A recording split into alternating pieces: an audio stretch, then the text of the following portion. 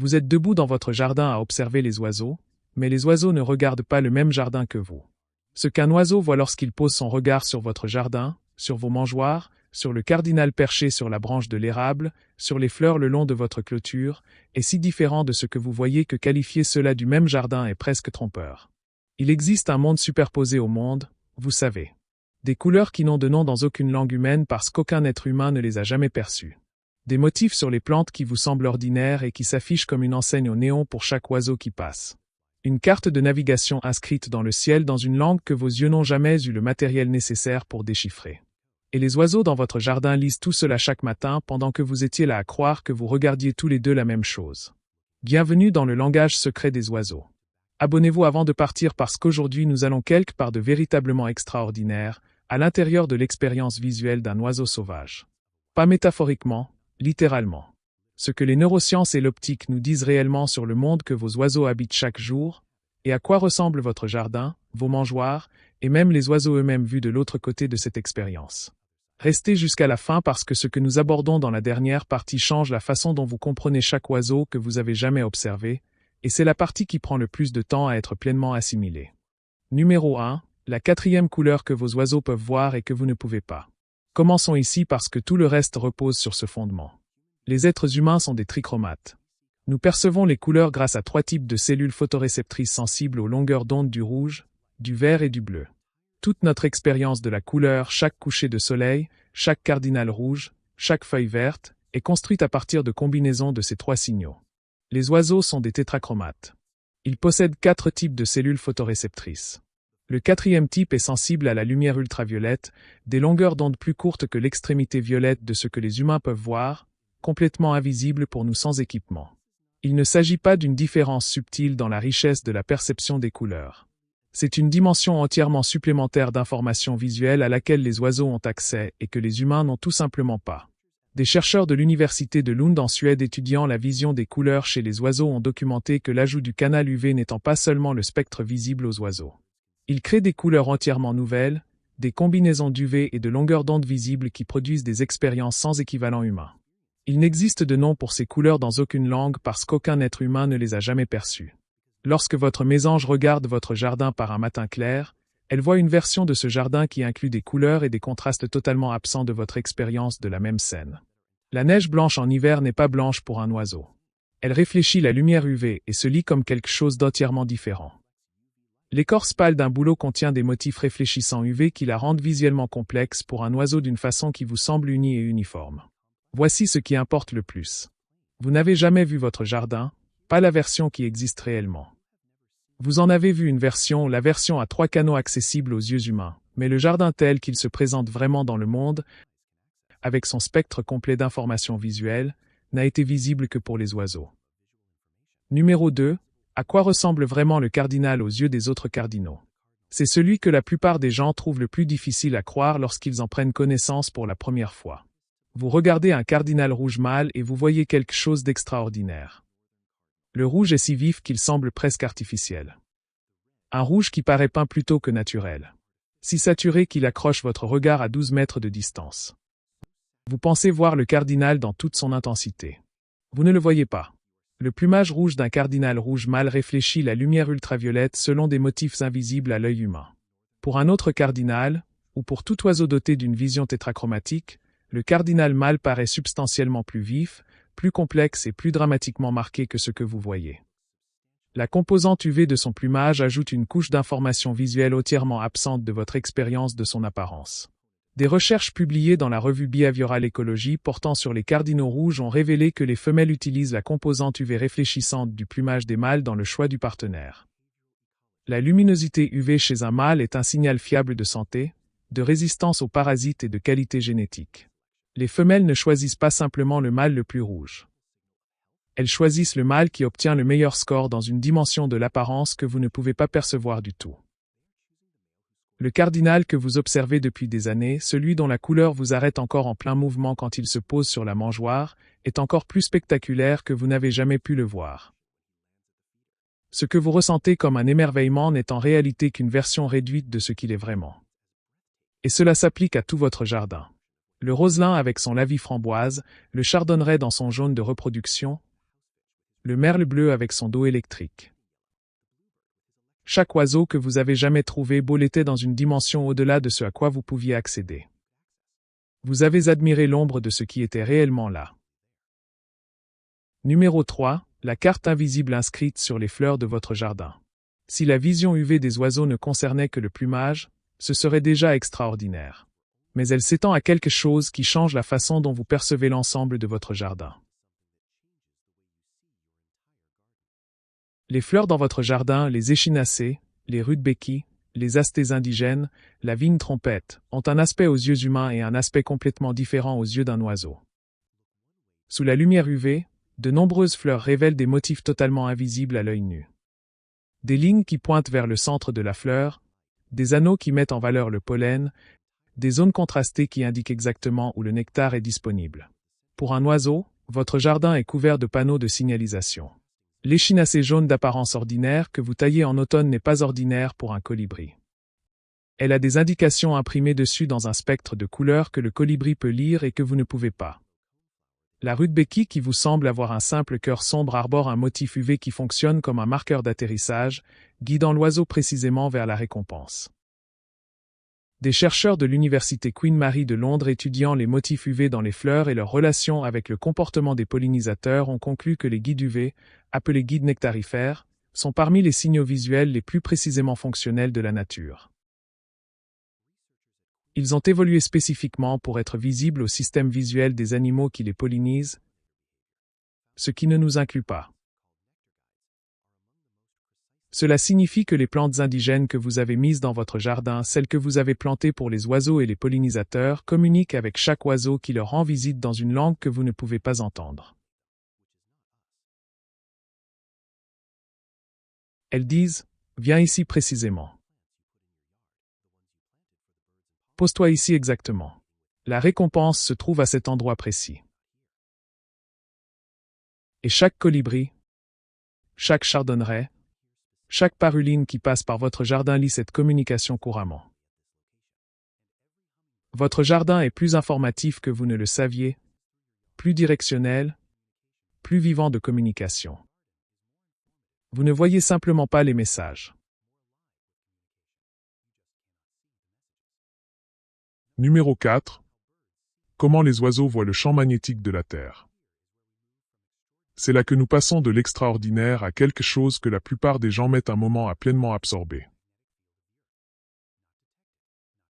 Certains oiseaux peuvent voir le champ magnétique de la Terre, non pas le détecter, non pas le ressentir, mais le voir comme une expérience visuelle intégrée à leur champ de vision normal. Les recherches sur la magnétoréception aviaire, la capacité à percevoir les champs magnétiques, ont produit des preuves de plus en plus solides que certaines espèces, notamment de nombreux passereaux migrateurs, utilisent un mécanisme chimique dans leurs yeux appelé magnétoréception à base de cryptochrome. Le champ magnétique déclenche des réactions dans des protéines photosensibles de la rétine qui produisent un signal visuel, une sorte de superposition sur la vision normale indiquant la direction magnétique. Des équipes de recherche de l'université d'Oldenburg en Allemagne étudiant les rouges-gorges européens ont trouvé des preuves que la détection magnétique chez ces oiseaux est dépendante de la lumière et traitée par le cortex visuel. Ce qui signifie que les oiseaux perçoivent les informations magnétiques comme quelque chose qu'ils voient, et non comme un sens séparé détaché de la vision. Qu'est-ce que cela signifie pour votre jardin? Le merle qui se pose sur votre pelouse un matin d'avril, celui qui vient de rentrer de ses quartiers d'hiver dans le sud, a navigué sur des centaines ou des milliers de kilomètres à l'aide d'une boussole intégrée dans ses propres yeux. Il lisait une carte invisible pour vous, imprimée dans le champ magnétique de la planète, tout au long de son vol au-dessus de votre maison la nuit dernière. Pensez à ce que cette traversée a réellement représenté du point de vue du merle, volant vers le nord dans l'obscurité. Les oiseaux qui visitent votre jardin ne sont pas de simples visiteurs du voisinage. Beaucoup d'entre eux sont des navigateurs continentaux. Ils ont vu la géographie de l'Amérique du Nord depuis les airs, la lisant à travers des systèmes visuels plus sophistiqués que tout ce que nous avons jamais construit, et ils se posent à votre mangeoire. Numéro 5. Comment leurs yeux sont physiquement construits différemment des vôtres. Les différences vont plus loin que les longueurs d'onde que les oiseaux peuvent voir. La structure physique de l'œil d'un oiseau est fondamentalement différente de l'œil humain de façon qui rende presque chaque aspect de leur expérience visuelle différent de la vôtre. Les oiseaux ont une densité bien plus élevée de cellules photoréceptrices dans leur rétine que les humains. Une rétine humaine contient environ 200 000 cellules photoréceptrices par millimètre carré dans la fovea, la région centrale de la vision la plus nette. Certains rapaces atteignent jusqu'à 1 million de cellules par millimètre carré. Les passereaux ne sont pas tout à fait au niveau des rapaces, mais leur densité de photorécepteurs est substantiellement plus élevée que la nôtre, ce qui signifie que leur acuité visuelle, leur capacité à résoudre les détails fins, est mesurément plus aiguisée. La mésange à votre mangeoire peut résoudre des détails dans son environnement qui sont invisibles pour vous à la même distance. Elle voit la texture de l'écorce à une distance où vous ne voyez qu'une surface uniforme. Elle voit les traits individuels des insectes que vous ne pouvez pas distinguer sans grossissement. Elle vous voit votre visage, votre expression, votre mouvement avec plus de précision que vous ne pouvez l'avoir. Les oiseaux ont également une deuxième fovea chez la plupart des espèces. Les humains ont une seule région fovéale de vision haute résolution. Nous orientons nos yeux vers ce que nous voulons voir en détail. De nombreux oiseaux ont deux fovéas, ce qui leur donne une vision haute résolution dans deux directions simultanément. Ils peuvent surveiller les prédateurs au-dessus et sur le côté tout en se concentrant sur la nourriture directement en dessous. Ils font deux choses à la fois avec leur attention visuelle là où il faudrait deux paires d'yeux humains pour les reproduire. Et le champ de vision, un être humain dispose d'environ 180 degrés de champ visuel total avec un chevauchement binoculaire vers l'avant, la zone où les deux yeux couvrent le même espace et où la perception de la profondeur est possible. Beaucoup de passereaux ont un champ visuel total de 300 degrés ou plus. Ils peuvent voir presque jusqu'à derrière eux sans bouger la tête. L'angle mort derrière un oiseau est plus petit que vous ne l'imaginez. Presque rien n'approche un passereau sans que l'oiseau sache qu'il arrive. Il y a encore une caractéristique structurelle qui mérite d'être comprise. Les oiseaux ont des gouttelettes d'huile dans leurs cellules photoréceptrices. De minuscules filtres colorés qui se placent devant les cellules photosensibles et modifient les longueurs d'onde auxquelles chaque cellule répond le plus fortement. Ces gouttelettes d'huile affinent efficacement le système de couleurs à 4 canaux, donnant aux oiseaux une discrimination encore plus fine entre des couleurs similaires que ne le produirait seul le système de base à 4 récepteurs. Le résultat est un système de vision des couleurs si précis que les chercheurs qui l'ont modélisé informatiquement estiment que les oiseaux peuvent distinguer des différences de couleurs totalement indiscernables à l'œil humain. Le jardin que vous voyez vert en été n'est pas d'un vert uniforme pour un oiseau. Chaque feuille, chaque brin d'herbe, chaque tige possède une signature spectrale légèrement différente que le système visuel amplifié par les gouttelettes d'huile de l'oiseau lit en permanence. Ce qui vous semble être un arrière-plan est une carte détaillée de surface, de texture et de composition pour les animaux qui y vivent. Numéro 6. À quoi ressemble vraiment votre mangeoire pour les oiseaux qui l'utilisent? Prenez tout ce que nous venons d'aborder, le canal UV, la densité plus élevée de photorécepteurs, l'acuité plus aiguisée, le champ de vision plus large et appliquez-le à l'objet le plus spécifique et le plus familier de votre jardin, la mangeoire. Pour vous, votre mangeoire ressemble à une mangeoire, un contenant de graines, familier, fonctionnel, probablement un peu usé. Les graines à l'intérieur ressemblent à des graines, brunes, ternes, indistinctes. Pour un oiseau, votre mangeoire est un paysage d'informations. De nombreuses graines réfléchissent la lumière UV selon des motifs qui les rendent visuellement distinguables pour un oiseau d'une façon qu'elles ne le sont pas pour vous. Un tournesol et une graine de millet qui vous semblent tous deux d'un brun grisâtre peuvent paraître radicalement différents pour la mésange qui choisit entre eux. L'un peut avoir un revêtement UV lumineux qui signale une teneur plus élevée en graisse, une condition plus fraîche, ou quelques caractéristiques que le système visuel de l'oiseau a évolué pour lire. La mangeoire elle-même, ses surfaces, ses perchoirs, son vieillissement et ses traces d'usure contient des informations réfléchissantes UV qui influencent le degré d'aise que ressentent les oiseaux en s'en approchant. Des recherches sur les mangeoires à oiseaux ont montré que certains traitements de surface, les moisissures et les motifs de vieillissement qui semblent identiques aux humains apparaissent différemment aux oiseaux sous l'examen UV. Une mangeoire qui vous semble propre peut se présenter différemment à un oiseau dont les yeux analysent le spectre UV de chaque surface qui l'approche. Les oiseaux à votre mangeoire ne font pas que manger.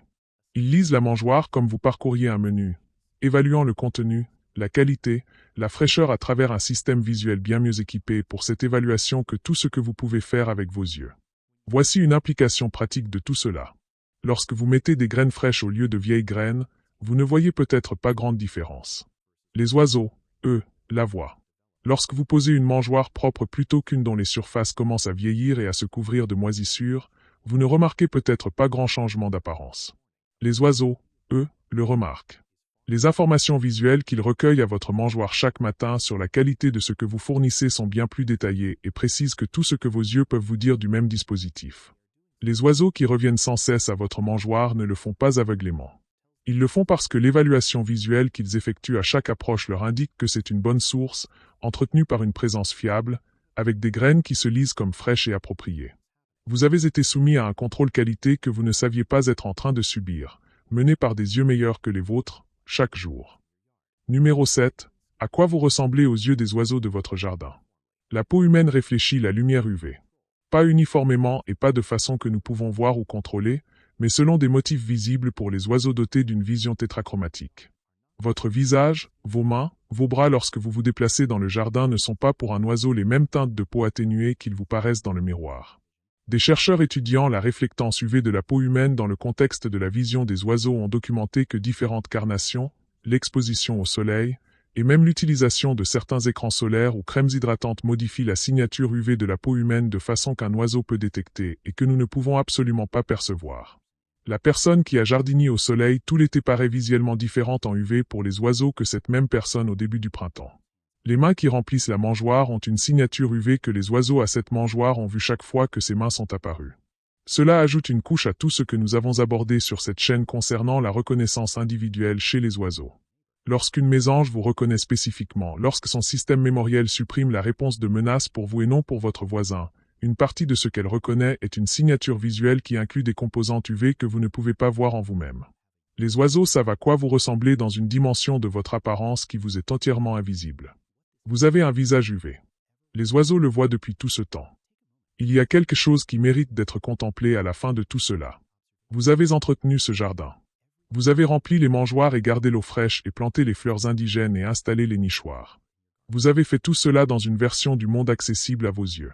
Et ce faisant, vous avez construit quelque chose qui existe et qui est vécu dans un monde allant bien au-delà de ce que vous pouvez voir. Le cardinal qui vous rend visite chaque matin expérimente votre jardin dans sa totalité. La signature UV de vos plantations, le contexte navigationnel de votre jardin au sein de la géographie plus large que son système visuel lit, la qualité précise des graines que vous posez, évaluée par des yeux capables de distinguer ce que les vôtres ne peuvent pas. Ils voient plus de ce que vous avez construit que vous ne le faites. Ce n'est pas une pensée diminuante. C'est le contraire. Vous avez construit quelque chose pour un monde plus riche que votre propre perception. Et les oiseaux y vivent pleinement chaque matin, pendant que vous en saisissez le reflet que vos yeux à 3 canaux peuvent offrir. Dites-moi dans les commentaires, sachant maintenant ce que vos oiseaux peuvent voir que vous ne pouvez pas, est-ce que cela change la façon dont vous pensez au cardinal à votre mangeoire ou aux fleurs que vous avez plantées pour les colibris? Je veux savoir ce qui vous touche le plus.